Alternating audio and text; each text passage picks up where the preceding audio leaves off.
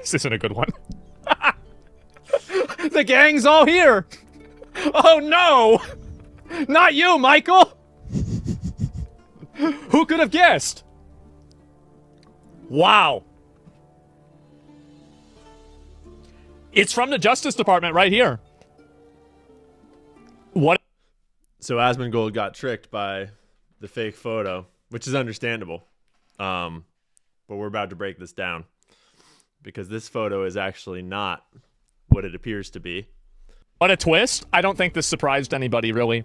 Also, it's very hard to know, like, why this is happening, what the context is of it. This is just one photo. I don't know who this person is, who has any idea, right? I mean, all three of these people could have had no idea who this is. It's obviously Oprah, Michael Jackson, and Bill Clinton. Like, It's actually not Oprah, Michael Jackson, and Bill Clinton.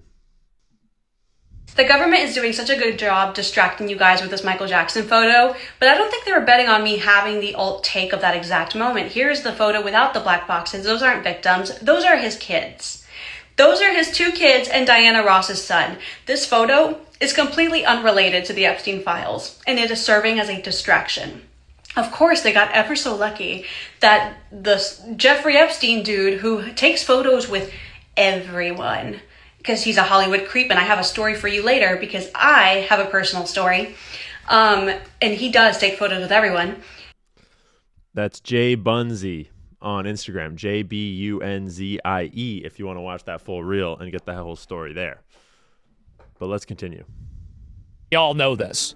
So, yeah, who knows? Why does he look uncomfortable? I wonder why. And yeah, I have always been, like, I've been a huge fan of Michael Jackson my whole life, and I am still reserving whatever delusional hope that I have that he actually wasn't a weirdo, right? Well, Asmon, I've got a video for you because Michael Jackson was framed, and I'm going to lay out the evidence, and it connects to Diddy, and it's crazy. But just a minute, let's hear your whole piece here. And so, yeah. It's not Oprah. It's not Oprah. Damn, it looked just like Oprah to me. And I guess maybe I just kind of assumed it was her. I didn't really look too close. Yeah, you got to be careful of who you assume is who here. Well, maybe it's not. I mean, who the fuck, Diana Ross? I guess. So yeah, wow, crazy photo to have. What a fucking reveal. Here's another good one. Yeah, we'll go through these. Okay, don't worry about it. What the fuck? If this was here, then how did you not know that they don't exist? Exactly. Like this is. Oh, they knew. Oh, they knew all about it. They knew everything that they had. They knew it was all there. So, I don't know. Let me go back, look at the next one. Man. Not a good day to be a Michael Jackson fan, huh? No, I got you, bro. Today's a good day to be a Michael Jackson fan. So, do you know the story of Michael Jackson's will?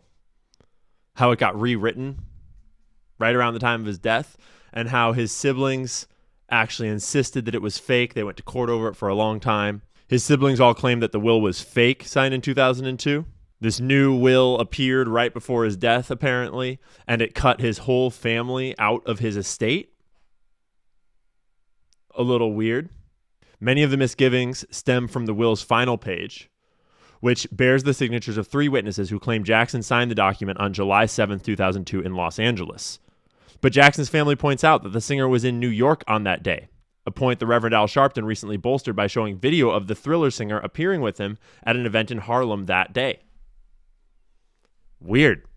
And instead, this will suddenly gave everything to John Branca, who Michael Jackson had fired and had had many choice words for, because John Branca was part of this tribe that kept on coming after Michael. And when you start digging into all the accusers of Michael Jackson, all of them were struggling stars that were just hitting their big break in Hollywood and the music industry right as they made these accusations. Almost like, perhaps, allegedly, maybe they were being rewarded for their good behavior by getting good gigs all of a sudden, finally. But the FBI investigated Michael Jackson for 10 full years. There's a whole Wikipedia page about it. The FBI files on Michael Jackson. You can go read about it. And it contains 44 pages about the forensic analysis of Jackson's computers and drives. And they have a detailed list of all of his hard drives that were seized and examined. You know, hundreds of gigabytes of data on those drives. And they're all labeled here, QLA1, QLA2, QLAI3, QLAI or 14, whatever they say there. And then it shows you the pages. Nothing. All of the pages say nothing. They found nothing suspicious on any of his drives. Despite spending 10 years investigating him, they found no evidence of any sort of illicit acts with minors.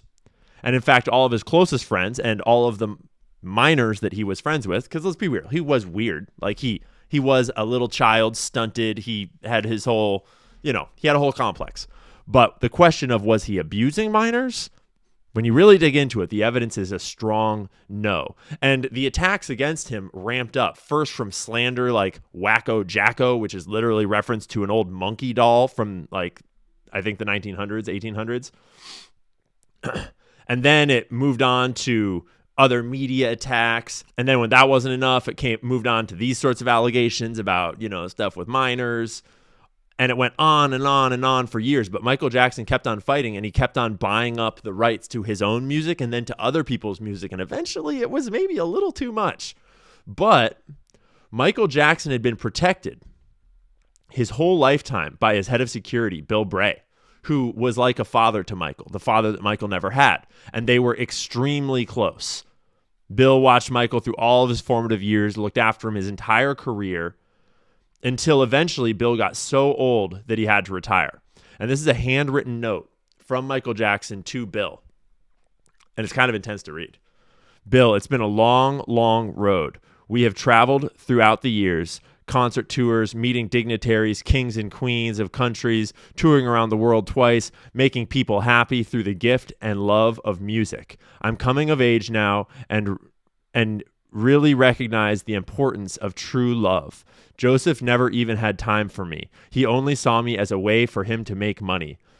And as you know, Mother was a perfect mother, but I never was with her. My childhood was on stage, away from Mother. What I'm simply trying to say is, thank you for being a father. I don't know what would have happened to me if you were not around. I love you, MJ. So, he wrote that note to Bill when Bill had to retire. And then Michael Jackson started moving through other security teams. He had to hire other security. And just a few years later, he wound up with this guy as his head of security. This guy's name is Fahim Muhammad. And if you don't know, Fahim Muhammad was second on the scene of Michael Jackson's death. Second in the room, only after MJ's doctor. When he was OD'd on substances that he may or may not have administered himself. And Fahim Muhammad shows up. He told the whole story on the stand. But where else have we seen Fahim Muhammad before? You've seen Fahim Muhammad in the Diddy files. Because right after Fahim Muhammad was the head of security during Michael Jackson's mysterious death, he was hired by Diddy to run Diddy's whole operation as Diddy's head of security. Isn't that weird that Fahim Muhammad goes from being the head of security for the King of Pop to the head of security for this gigantic trafficking drug party freak off ring that Diddy was hosting? I mean, you have to imagine that if you're head of security for Diddy's operation, you'd have to know where all the illicit shit is moving, going, happening, etc. Right? But it gets weirder. Because when you look into Fahim Muhammad's background, you find out that in 2008, Fahim graduated from Sacramento State University with a Bachelor of Science degree in Business Administration with a concentration in real estate and marketing. A natural businessman, after college, he founded Elite Transportation and Security Services, LLC. But the very next year, he became security for Michael Jackson. By Michael Jackson's death in 2009, Fahim Muhammad was the head of security for Michael Jackson. And then he, jumped over to work with Mr. Sean Combs. So how did he go from graduating with a business and marketing degree to being qualified to be the head of security for the King of Pop in 1 year. And then the King of Pop mysteriously dies on his watch. He's second on the scene. And then he goes and works for Diddy as head of security for Diddy's whole operation. There's all sorts of other stuff when you look into his real estate company and all the acres of land that he gifted to his 13-year-old son right on the border, the U.S.-Mexico border. Yeah, there's a whole storyline behind Fahim Muhammad. But let's safe to say that Michael Jackson, he didn't do what they say he did. And these photos from the Epstein files, they are red herrings. Because Michael Jackson was the exact kind of person that Jeffrey Epstein would have tried to target. But when you actually read through all the documents and all of the court cases and all the victim testimony, you find out that court documents from the Epstein files confirm Michael Jackson visited Jeffrey Epstein's Palm Beach mansion. However, the key witness, Joanna Schoberg, who's one of the key witnesses in a lot of this because she's one of the ones that testified the most and the most directly about people, she explicitly testified that she did not give him a massage and alleged no wrongdoing. Everything from victims about Michael Jackson in the files says that he was kind and didn't do anything wrong. So, this photo sure has done its job. It sure has played the red herring game that it was supposed to play. But let's see what else we got here. I mean, again, it's not... There's no guarantee, there's no certainty that this for sure means that he's some bad actor. But man, it's kind of weird that you've got photos next to a pedophile, right? I mean, damn. And so I don't know what to say. Is this clearly fake? Say it's fake. Yeah, I mean, like, there's points on a graph, and they draw a line that's not favorable. Jeffrey Epstein had photos with everybody. Just passed out? Okay, great. So, yeah, next, let's move on. All right, this is all blocked out. What a surprise. I don't know who the fuck this guy is. I guess this is maybe some kind of fucking, I don't know. It's just like a primitive culture or something like that. I don't know. This is why these files are so interesting, because actually there's a ton of rabbit holes in places you would never expect. You would never expect. And obviously, Asman, you wouldn't know who this guy is. There's no reason for Asman to know who this guy is. I'm not ragging on Asman for his lack of knowledge here. Asman's the shit. He's hilarious. And I love that Asman is getting this story out to millions of people. He's getting this story in front of the eyes of people that wouldn't normally be paying attention. Huge shout out for that. But let's dive a little deeper, shall we? Let's go a little deeper. Because this guy, if you dig around a little bit, you'll find out that he is this guy right there. And his name is Daniel Hillis. And if you notice in this photo, who else is in that photo? Steven Pinker, Jeff Bezos, John Brockman, Katinka Matson, Daniel C. Dennett, Richard Dawkins, and Daniel Hillis. Where is this photo taken? At the Edge conferences. Closely tied to the TED conferences, I think. I need to dig deeper into that. Into where TED came from and what was the connection between Edge and TED. These sort of elite circles of heavy-duty thinkers. Because Jeffrey Epstein's been attending the Edge conferences for ages. This is all the way back in 1999. Oh, and there's Joichi Ito right there, his good buddy from MIT. The Billionaires' Dinners from the Edge conferences. 1999. There's Jeffrey right there in the corner. The Edge Billionaires Dinners, they have a website. You can go and look through all their photos. It's crazy. These are the bread and butter of Jeffrey Epstein's operation behind the scenes, of his influence operation. He wasn't just doing the pedophile stuff. He was also doing influence operations with scientists, mathematicians, physicists, everything. And the story goes on over the years. You can find Daniel Hillis attending lots of these conferences, as well as all sorts of other people. And you start to find a lot of Jeffrey Epstein's friends at these dinners. 2005, Danny Hillis with Craig Venter, John Brockman, and Sergey Brin. Anne Wojcicki, if you remember the story about Anne Wojcicki. And recently, in the Epstein files, Included were a bunch of photos from the Edge Billionaires Dinner 2011, which Jeffrey Epstein attended. And we got them in high definition. People like Elon Musk, Sergey Brin. And the reason why Jeffrey Epstein attended so many of these dinners is because he funded them. He was a member and he gave them a fuckload of money. Many of the Edge Foundation's affiliates are friends of Jeffrey Epstein, and he has chosen to support the work of a number of Edge members through the Jeffrey Epstein Foundation. So he trolled for potential. He was, a suitor. He was a potential donor, a potential funder, and they all courted him, hoping for grant money. Because what do scientists rely on? They rely on grant money. And so hidden in this silly little photo is actually a much larger rabbit hole into Jeffrey Epstein's scientific operations.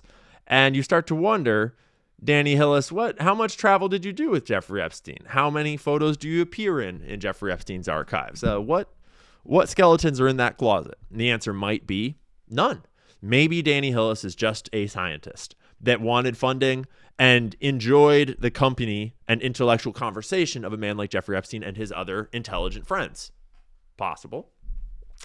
But it's hard to imagine you were traveling with the man and didn't notice all the harem of young girls, all the weird photos in his houses, etc. And it begs the question of, was there more? And this is the story of just about everyone that appears in the photos with Jeffrey Epstein is, were you turning just a blind eye to the weirdness? Or was there more?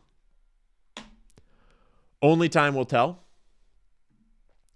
But in time, I think a lot will be told. Because the files are coming out.